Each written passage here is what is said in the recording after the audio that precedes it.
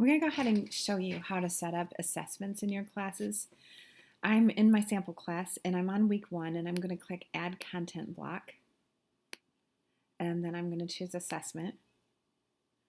I'm going to click on New Assignment and here's where you can choose whether it's an exam or a practice exercise, and the difference between the two is a practice exercise lets students answer the questions over and over until they get them right, so they can retry multiple times.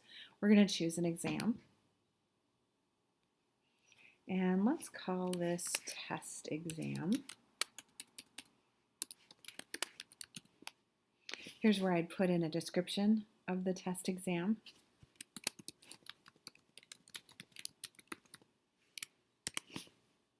And I'm going to give it 100 points. And I'm going to click Next. If you want to put a time limit on the exam, you can do that. I am not going to. I'm going to say you have unlimited time to take it. You can allow your students to take the exam more than one time. You can randomize the questions. You can randomize the answers. I love randomizing the answers in the multiple choice questions simply because I don't have to worry about changing the order so that it's not all A, B, and C. The computer randomizes those for you. And I'll click Save.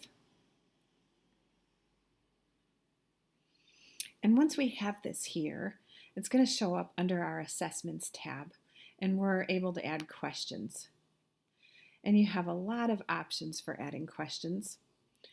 Keep in mind that these bottom 3, matching, multiple choice, and true and false, are great in one way in that the computer grades them for you and the score is automatically put into your gradebook.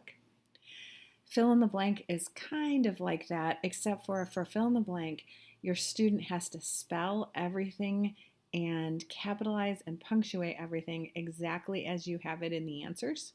So sometimes if you use fill in the blank, you'll have to go back through and just double check that the students actually got those answers wrong, because sometimes they're close, but they might not be spelled correctly.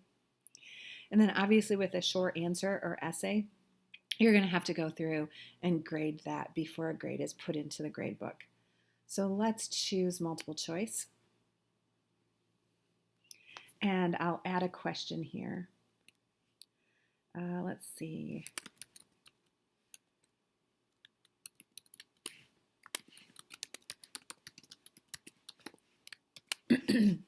What did Tom Sawyer paint? And we'll give a couple of ideas because the computer is randomizing my answers. I don't have to worry about the order that I put them in. And whatever the correct answer is, we're going to put this here. And if they get that right, here's where you can select a little phrase that says, "Yay, great job," or "Kudos to you." And you can save and add another. I'm just going to save this one so I can show you what to do next. So here is where we have our question list. Once we're done with that, we can actually go over to Manage Assessment, and this assessment is not published. So we're going to publish it. You'll see our description that we added earlier. And here's where you're going to choose what dates your students can take the test. Now you want to have a certain open date and a certain close date. And normally your close date is going to be the night before your next class. So it's going to be due this, all assessments are normally due at the same time that the homework is due, just to make things a little bit easier for students and parents to keep track of. Just keep in mind that the from date and the to date, whatever range you have your test open, needs to fall inside of our school year or your semester if you have a semester-long class. So let's say that you are putting this in and you have a fall class. You don't want this to date to be after your class ends. So your class might end in December and you don't want the to date to be in January, or it'll kind of throw everything off. So you want to make sure that those are opening and closing in the time frame for your class. I'm going to click Restricted Access because that allows students to take a password or to use a password, either to take the assessment or to see their results. And this is really handy, and we'll talk about this in the next training. And then always click Save in PowerTeacher, because if you don't, your students aren't going to be able to see their grade. Lastly, you're going to choose a page that you want to display your test on. Always choose a page. It doesn't make you choose a page, but it's much easier if your students have everything right on that weekly page, and this will create a link for them on week 1. And then click Finish.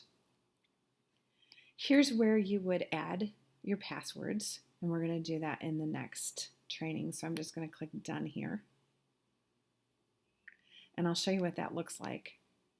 So if I go back to Pages, if I go back to week 1, here is what it'll look like for students. It'll say Test Exam, it'll give a little description, and it'll tell you that a password is required, and here's the link to take the exam.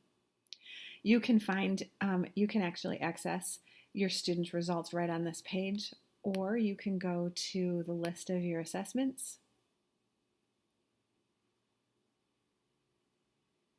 and you can see them in here, and I have a lot of practice assessments set up. So that's all there is to it. It's pretty easy, and the best way to do it is to just begin adding assessments. You'll get to play around a little bit with the weighting and what kind of questions you like to use, and let me know if you have any questions.